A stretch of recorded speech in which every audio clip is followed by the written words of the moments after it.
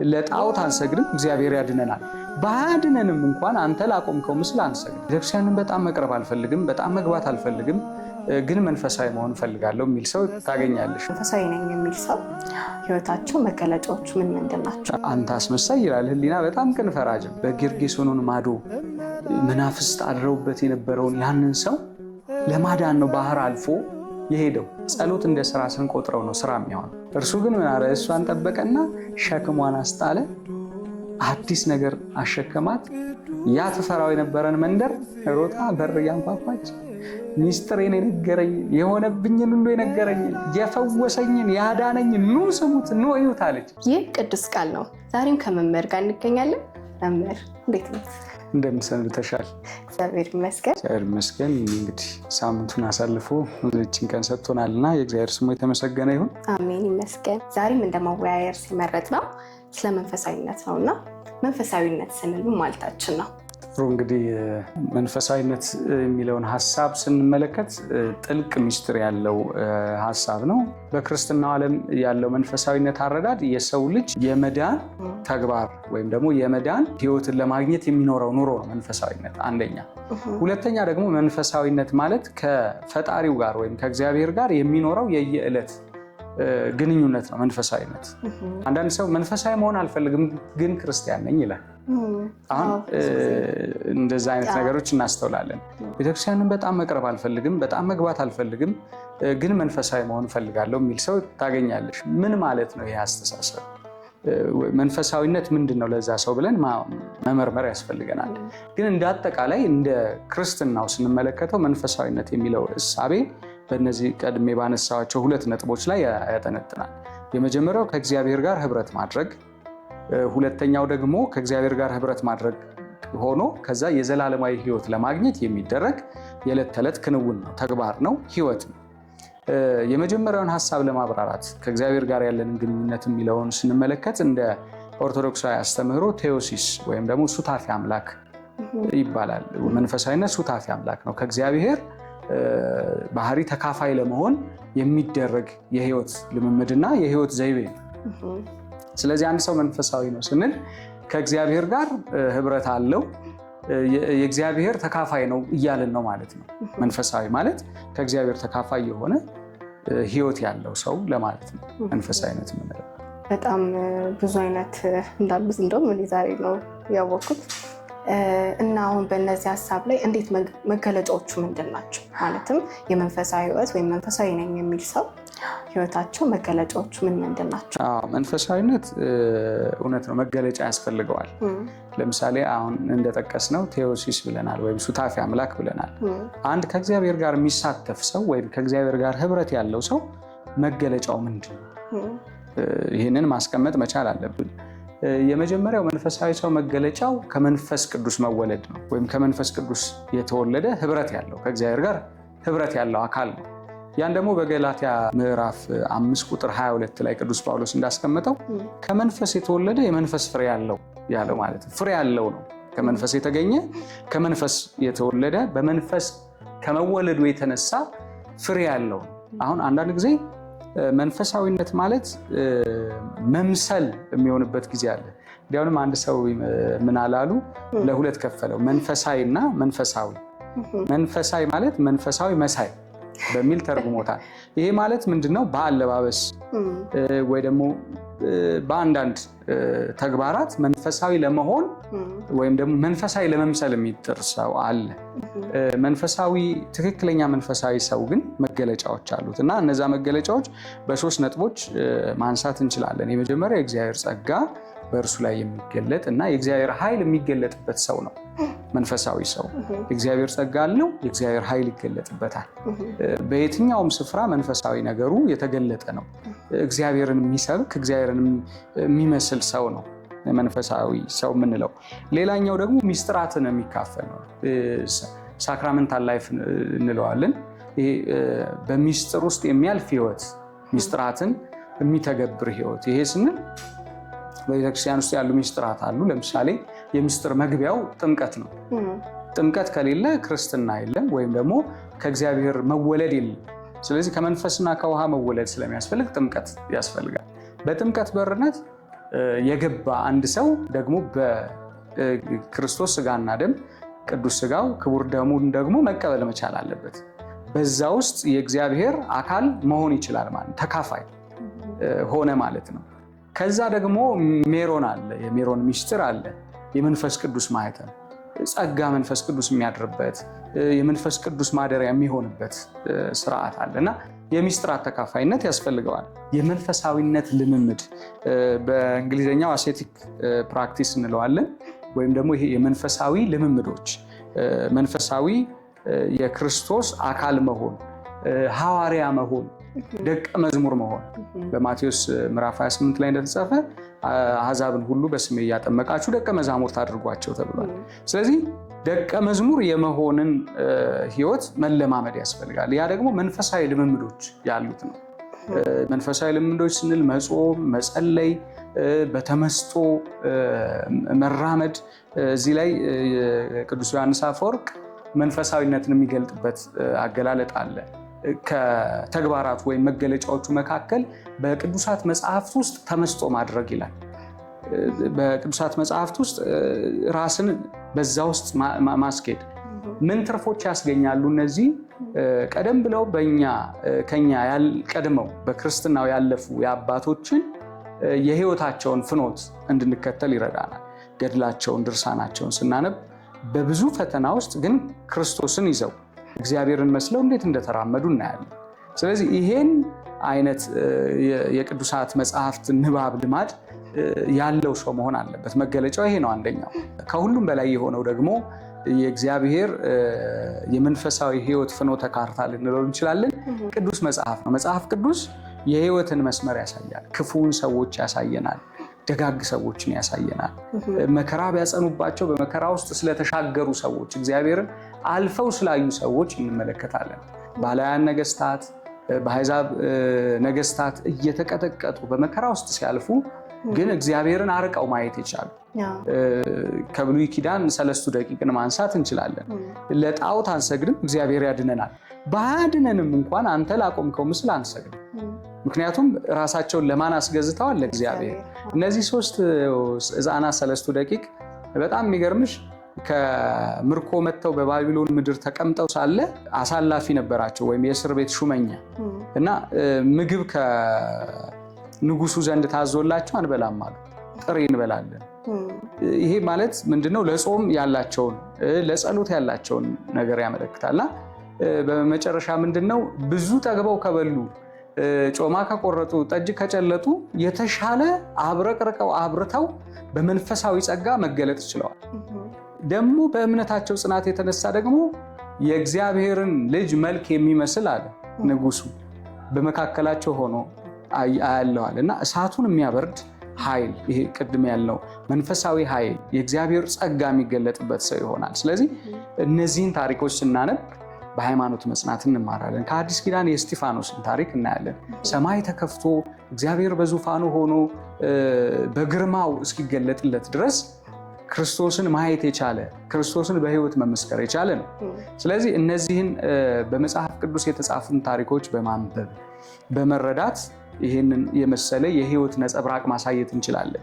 መንፈሳዊ ሰው እንደ መስታወት ነው። ሌሎች በፊቱ ሲቆሙ የነሱን እድፍ አይተው እድፋቸውን እንዲያነጹ፣ የነሱን መውደቅ አይተው መነሳት እንዲችሉ ያስችላል። መንፈሳዊ ሰው የክርስቶስ ደግሞ ነጸብራቅ ነው። ክርስቶስን ሰው በአንቺ በኩል እንዲያይ፣ በመንፈሳዊ ሰው በኩል እንዲያይ እግዚአብሔር እነርሱን በምድር ላይ ትቶልናል። ብዙ ምስክሮች አሉ ብሎ ቅዱስ ጳውሎስም የሚጠቅሰው ይህንን ነው።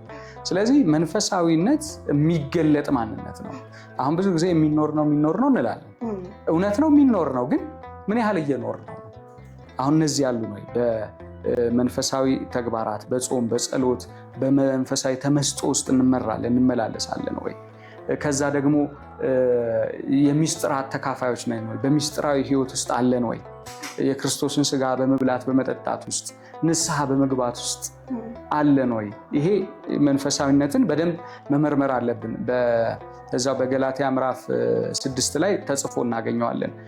ራስን ይበልጥ መመርመር እንዴት እንደሚያስፈልግ፣ ራስን እንዴት ማየት እንደሚያስፈልግ፣ የወደቁትን ለማንሳት ተጣሉትን ለማበረታት እንኳን ራስ ቆሞ መገኘት እንዴት እንዳለበት በግልጽ ጽፎታል። መንፈሳዊ ማንነታችን ምን መምሰል እንዳለበት ፍሬ ያለው ከዛ ለሌሎች የሚተርፍ እና መንፈሳዊ ማንነት መገለጫው ይሄ ነው ማለት ከራስ አልፎ ለሌሎችም የሚተርፍ ነው ለማለት። እንደውም ቅድምም ሲያነሱ የተረዳሁትም በመንፈሳዊ ህይወታችንን በኑሯችን በስራችን በቃ ባለን በዓለማዊ ህይወታችንን መግለጥ አለብን እና ያንን ለማድረግ እንዴት ማድረግ እንችላለን? ደግሞ ይህንን ስናደርግስ ከውዳሴ ከንቱ ማለት ሰውም ከሚሰጠን አጉል እንትኖች እንዴት መጠበቅ እንችላለን? ይህንን እንዴት ልናደርገው እንችላለን በደንብ በህይወታችን ለመግለጥ? ቅዱስ ጳውሎስ አንድ ያስቀመጠው ቃል አለ። ምንድነው የሚለው? ለእናንተ ከሰበክን በኋላ የተጣልን እንዳንሆን ለእኛ ደግሞ ጸልዩ ይላል እና ጸሎት ያስፈልጋል። መንፈሳዊ ህይወት ልምምድ ውስጥ እንዳነሳሹ በየትኛውም ስፍራ መንፈሳዊ ሰው አንድ ነው። አንድ ሆኖ ነው መታየት ያለበት። ቤተክርስቲያን የምትፈልገው እግዚአብሔር የሚፈልገው በህይወት እንድንኖር ነው እንጂ ሴሬሞኒያል እንድንሆን የሆነ የአንድ ጊዜ የወቅት ብቻ እንድንሆን አይደለም። ቤተክርስቲያን ውስጥ ብቻ ባለን አገልግሎት የተገደበ ነው። አዎ መንፈሳዊነት በየትኛውም ስፍራ መገለጫውን ይዞ መገለጥ አለበት። አንዳንድ ጊዜ ከተጽዕኖ ውስጥ ወይም ተጽዕኖ ውስጥ ከመውደቅ የተነሳ መንፈሳዊነታችን በሆነ ስፍራ ብቻ የተገደበ ይሆናል። ማስመሰል ብቻ ይሆናል። እንደዛ ሲሆን ማለት ለተወሰነው አካባቢያችን ላለው አካል መንፈሳዊ ነን፣ በጣም ሰላማዊ ነን፣ በጣም ይሄ መንፈሳዊ ቅድም ያነሳ ነው የመንፈስ ፍሬዎች የሚታዩብን አይነት ሰዎች መስለን እንታያለን። ከሆኑ ቦታዎች ግን ዞር ስንል ያ ሁሉ መንፈሳዊነት ይረሳል። ያ ደግሞ የመጀመሪያው ህሊናን ነው የሚጎዳው። አንተ አስመሳይ ይላል ህሊና። በጣም ቅን ፈራጅ ነው፣ ይኮንናል። እንዴ ቦታ ይሄ አይደለም። በነገራችን ላይ ፍትሐ ነገሥትን ስትመለከቺ ስለ ቅዳሴ ከሚያነሳቸው ነገሮች አንዱ ምዕመናን ሳይገኙ ቅዳሴ መቀደስ አይችልም። ለምዕመናን ነው የሚቀደሰው እና ምዕመናንም ሱታፌ ያላቸው። ቅዳሴው ላይ ካየሽ ይበል ካህን፣ ይበል ዲያቆን፣ ይበል ህዝብ ይላል። ስለዚህ እያንዳንዱ ድርሻ አለው፣ ሱታፌ ያለው ተሳታፊ ነው። ስለዚህ ከእግዚአብሔር ጋር ህብረት እንኳን በምናደርግበት ታላቁ ጸሎት በቅዳሴ እያንዳንዱ ሰው ሱታፌ ያለው ተሳትፏል፣ ተካፋይ ነው ከዛ ነገር እና ይሄ መስታወል አለበት ማለት በህይወታችን ውስጥ በቤታችን ውስጥ አንዳንድ ጊዜ በትዳር የምንኖር በብቸኝነት የምንኖር እግዚአብሔርን የሆነ ከህይወታችን ለየት አድርገ ነው በቃ ሌላ አካል ጥግ ያለ አካል አድርገ ነው ስንፈልገው ብቻ የምንጠራው አይነት አካል አድርገን እናስቀምጠዋለን። ልክ እንደ እሳት አደጋ ማለት ነው። እሳት ካልተነሳ እሳት አደጋ አያስፈልግም አይደል? ልክ እንደ አይነት እናደርገዋለን። እግዚአብሔር ግን በማለዳችንም በምሽታችንም በልጅነታችንም በእርጅናችንም በማግኘታችንም በማጣታችንም በብቸኝነትም በሰውም ተከበን እግዚአብሔር ያስፈልገናል። ከእሱ ጋር ህብረት ማድረግ አለብን። ነገሮች ሁሉ ቀና የሚሆኑት ከእርሱ ጋር ህብረት ሲኖረን ነው እና በቦታዎች በነገሮች የተገደበ ክርስትና ይሄ ውድቀት ነው፣ ማስመሰል ነው እና የትም ደግሞ አያዘልቅም። የሚገርምሽ አንድ ቀን ያው እንጋለጥበታለን። በወንድም ኃጢአት ላይ ገላትያ 6ም ያስቀምጠዋል። በወንድም ኃጢአት ላይ መጠቆም ሳይሆን የወንድምን ሸክም መሸከም ነው መንፈሳዊነት እና በመጽሐፍ ቅዱስ ክፍል ላይ ቅዱስ ጴጥሮስን እና የቅዱስ ጳውሎስን ግጭት አንድ ቦታ ላይ ታያለሽ። ቅዱስ ጴጥሮስ ከአሕዛብ ከመጡ ወደ ክርስትና ከገቡት ጋር ይበላ ይመገብ ነበር የአይሁድ ማህበራት እስኪመጡ ድረስ ይላል። ቅዱስ ጴጥሮስ በአይሁድ ማህበረሰብ ውስጥ ያደገ ነው። ቅዱስ ጳውሎስ ግን የአሕዛብ ሐዋርያ ተብሎ ስለተሾመ የትም የአሕዛብ ምድር ላይ ሄዱ አስተምሮ ይመጣልና ቅዱስ ጴጥሮስ ትንሽ ከበደው የአይሁድ ማህበረሰብ ሲመጡ ከአሕዛብ ከመጡት ጋር መመገብ። ምክንያቱም የአሕዛብ የምግብ ስርዓት እንደ አይሁድ የምግብ ስርዓት ስላልሆነ በሙሴ የታወጀውን ነው የተደነገገውን ነው አይሁድ የሚጠብቁት። የሚያመሰኳ ሸኮናው ክፍት የሆነ ምናምን ይሄን ነው። እነዛ ግን ይጨረግዱታል ያገኙት፣ ምክንያቱም የመጡበት ስለሆነ። ከዛ ቅዱስ ጴጥሮስ ገሸሽ ሲል ጳውሎስ ተቆጣ። እንዴ አንተ አሁን በክርስቶስ አዲስ ፍጥረት ነህ፣ ስለዚህ ይህን ልትሸሽ አይገባም፣ ማህበሩን ልትሸሽ አይገባም። ምክንያቱም በቅዱስ ጴጥሮስ መሸሽ ምክንያት ከአሕዛብ የመጡት ክርስቲያኖች ሊሰናከሉ ስለሚችሉ። በሁኔታዎች የሚለዋወጥ ክርስትና አይደለም። በቃ አንድ የተገዛ የተዋጀ ማንነት፣ ክርስቶስን የሚመስል ማንነት፣ ወደ እግዚአብሔርን ወደ መምሰል የሚያድግ ማንነት ነው። ስለዚህ በዛ ውስጥ እስከተገለጠ ድረስ ወለም ዘለም የሚባልበት ሁኔታ አይደለም። በየትኛውም ስፍራ እኛ ነን መሆን ያለብን። ከአሕዛብ ጸሐፍት የታሪክ ጸሐፍት መካከል አንዱ ምን ብሎ መስክሯል? በ90 ዓመተ ምህረት አካባቢ የተጻፈ ከሐዋርያት እንዲያውም ቅዱስ ዮሐንስ የነበረበት ዘመን ይመስለኛል እና ብዙዎቹ በሰማዕትነት ቢያልፉም እስከ 95 ዓመተ ምህረት ድረስ ሐዋርያው ቅዱስ ዮሐንስ ነበረ እና በዛ ሰዓት የአሕዛብ ታሪክ ጸሐፊ ምን ብሎ ጽፏል? በጣም ትሁት ስለ ክርስቶስ ሲገልጽ በጣም የሚያስገርም ድንቅ ተአምራትን የሚሰራ እና ደግሞ ቀለል ያለ ብሎ ገልጾታል። እና አይተሽ ከሆነ አሕዛብንም ሲያቀርብ በልጅነት መንፈስ በፍቅር ነው የሚስበው።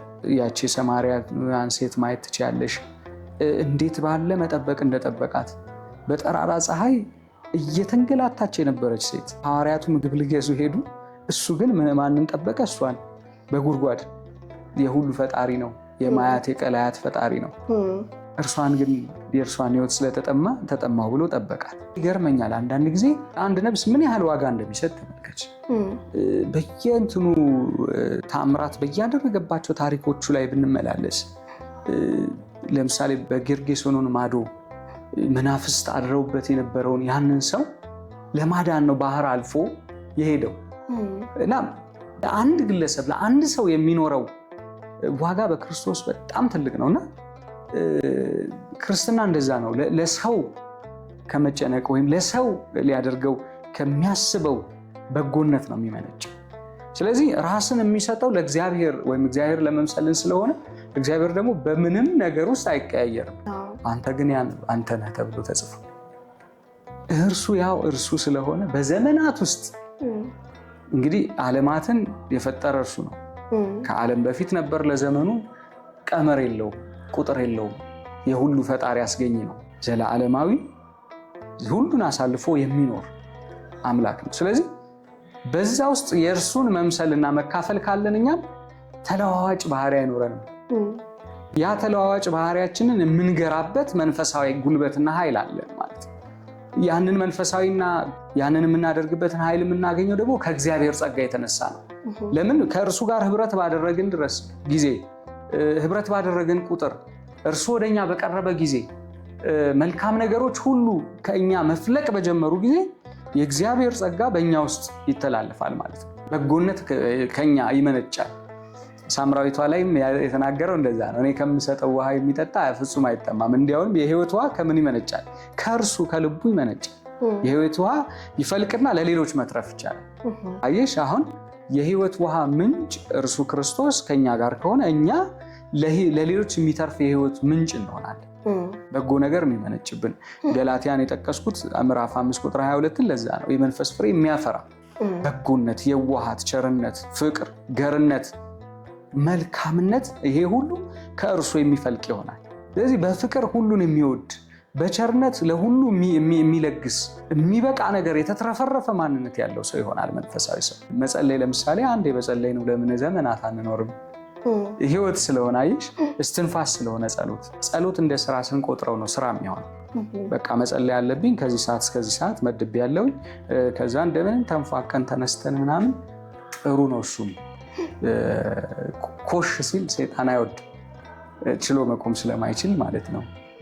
እንደው መተኮስ ባንችል ማንኮሻኮሽ መቻል ጥሩ ነው።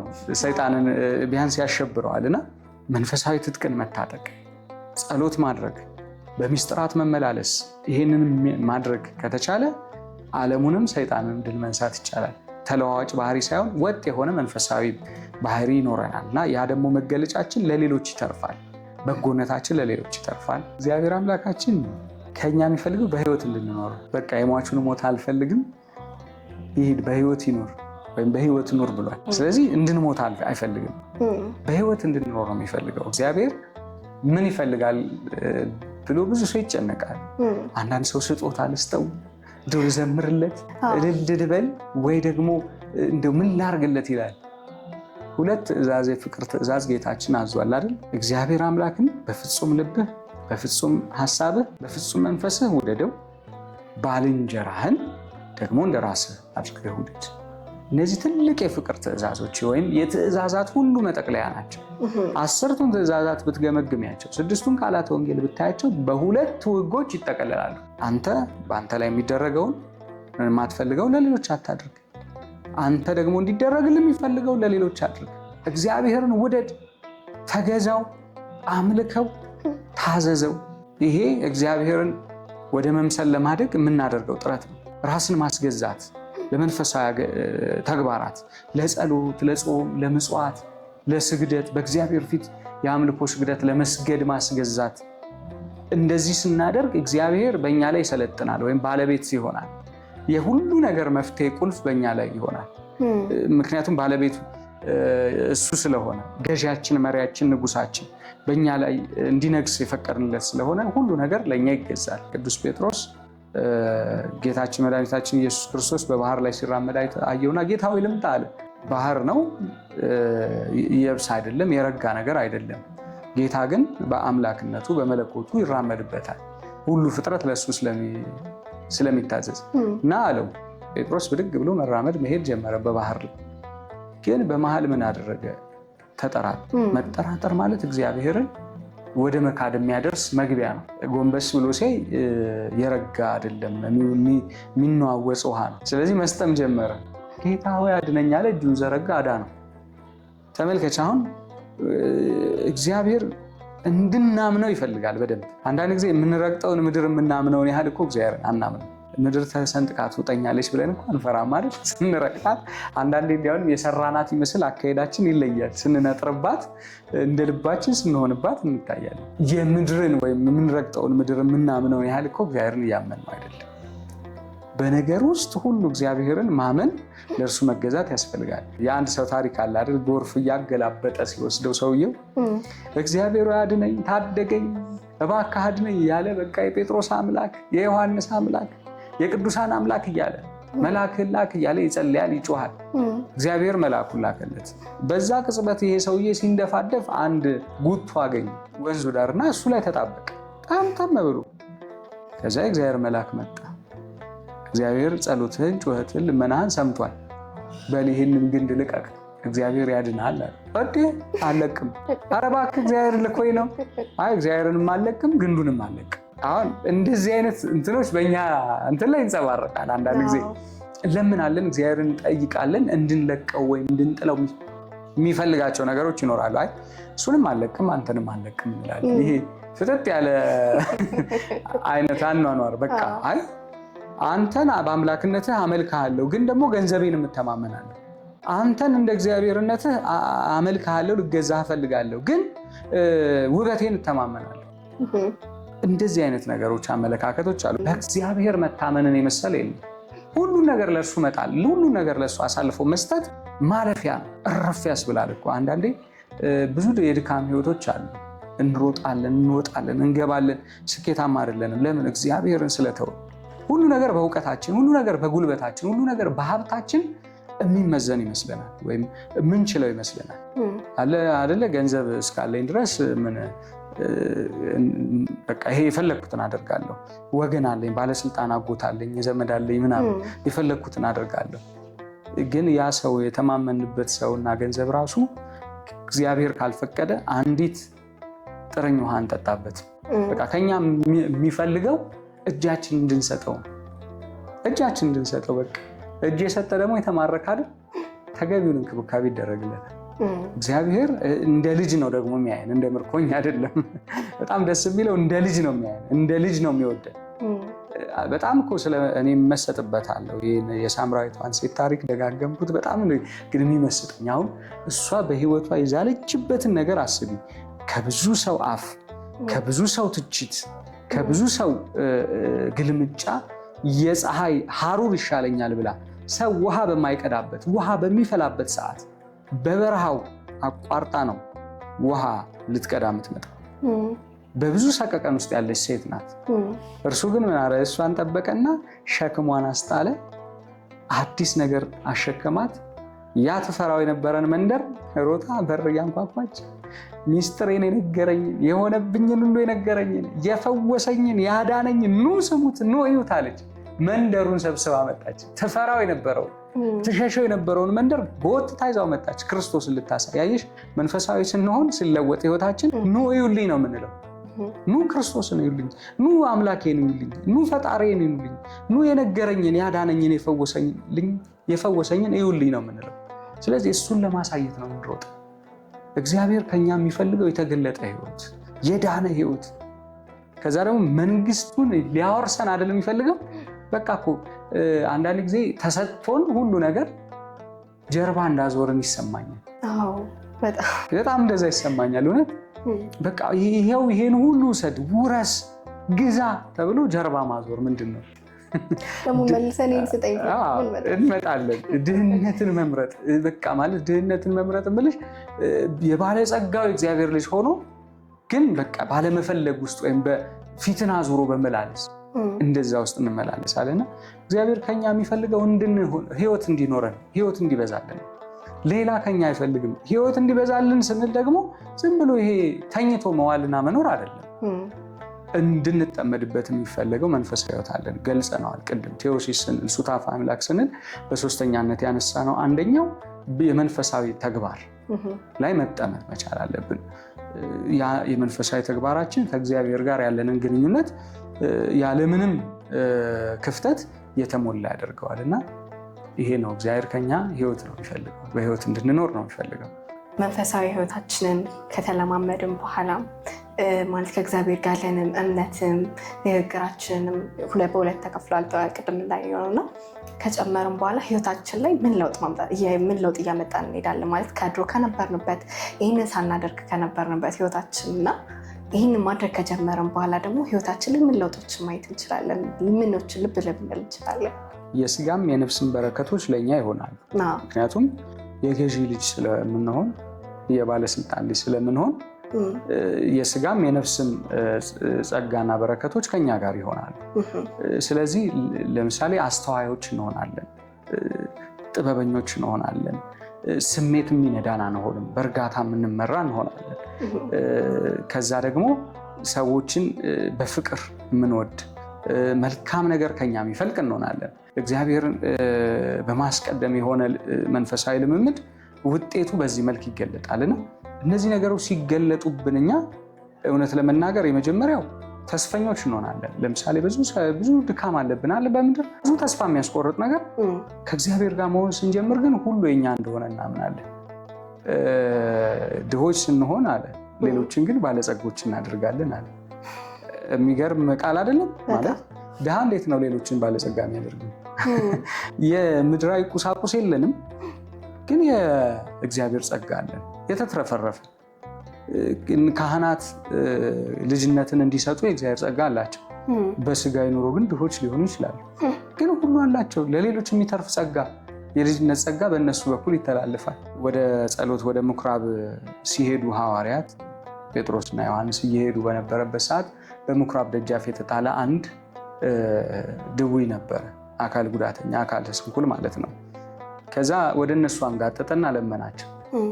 ሲለምናቸው ምን አሉት? ዞር አሉ፣ አዩና የምንሰጥህ ወርቅና እንቁ ሀብት ንብረት የለንም፣ ነገር ግን አንድ ነገር እንሰጥሃለን አሉት። ይሄ ሰውዬ ከምንም በላይ የተጠማው ወይም የተራበው ወይም የተቸገረበት ነገር ጤናው ነው። ድቃቂ ሳንቲም ያለቀ ልብስ የሚሰጠው ብዙ ሰው ሊኖር ይችላል። ግን ምን አሉት? በጌታ በኢየሱስ ክርስቶስ ስም ተነሳና ተመላለስ። ከዛ እስከ ቤተ መቅደሱ ድረስ እየዘለለ እየፈነጠዘ ተከተላቸው። እግዚአብሔርን እያመሰገነ አብሯቸው ወደ ቤተ መቅደስ ገባ።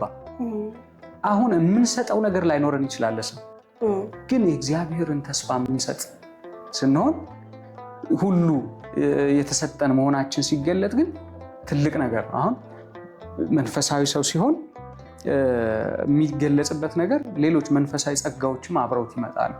ከእግዚአብሔር ጋር ለሆኑት የተሰጠ ጸጋ፣ ለምሳሌ በቋንቋዎች በልሳናት ትናገራላችሁ ይላል። ይሄ ሌላ እንትን ነው፣ ብዙ ሰዎች ይከራከራሉ። ግን መጽሐፍ ቅዱስ ቋንቋ እንደሆነ ይገልጻል፣ በደንብ ያስረዳል። ሌሎችም የቋንቋ ምሁራን ይስማሙበታል። በልዩ ልዩ ቋንቋ የመናገር ጸጋ ይሰጣል ከእግዚአብሔር ጋር ሲሆን ሰው። ሌላው ደግሞ የመፈወስ ጸጋ ይሰጣል። መፈወስ ሲባል የስጋ ደዌንም የመንፈስ ስብራትንም መጠገን የሚችል ይሆናል።